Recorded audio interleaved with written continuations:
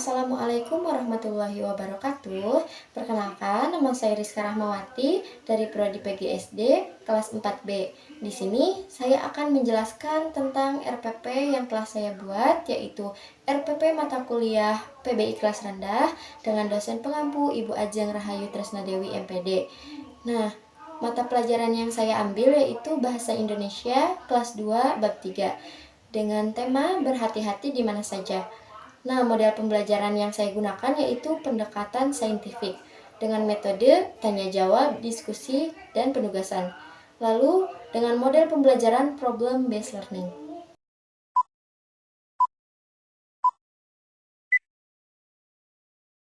Assalamualaikum warahmatullahi wabarakatuh.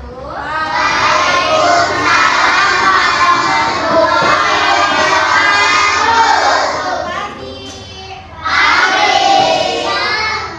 Oh iya, siang ya. Selamat siang anak-anak. Sudah sarapan? Oke. Ada yang mau hadir hari ini? Kenapa? Sakit? Oke, semoga yang nggak hadir hari ini semoga cepat sembuh ya. Nah, oke. Sebelum kita belajar, kita berdoa dulu ya. Berdoa dimulai.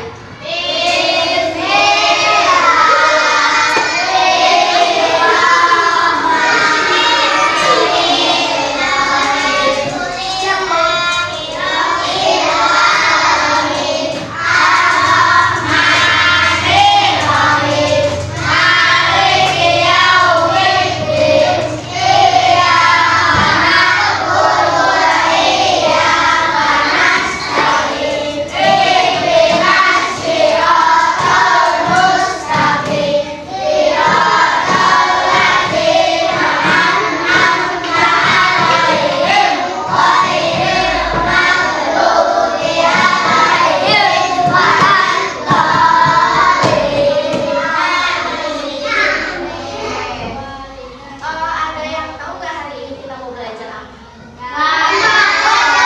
Indonesia. Ya, betul, bahasa Indonesia. Jadi hari ini kita mau belajar tentang berhati-hati di mana saja.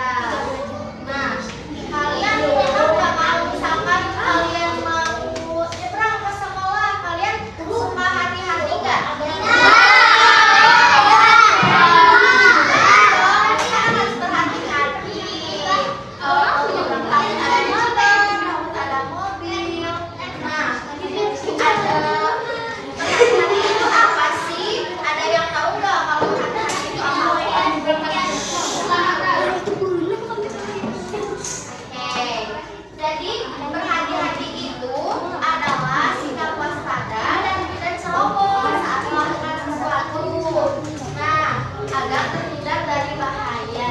Jadi kita harus hati-hati ya, jangan menyeberang sembarangan, jangan bermain yang benda-benda tajam atau lain sebagainya. Kenapa sih sikap berhati-hati itu penting? Soalnya ini, nah kalau misalkan kita berhati-hati, itu bisa menjaga keselamatan diri kita, terhindar dari keselamatan,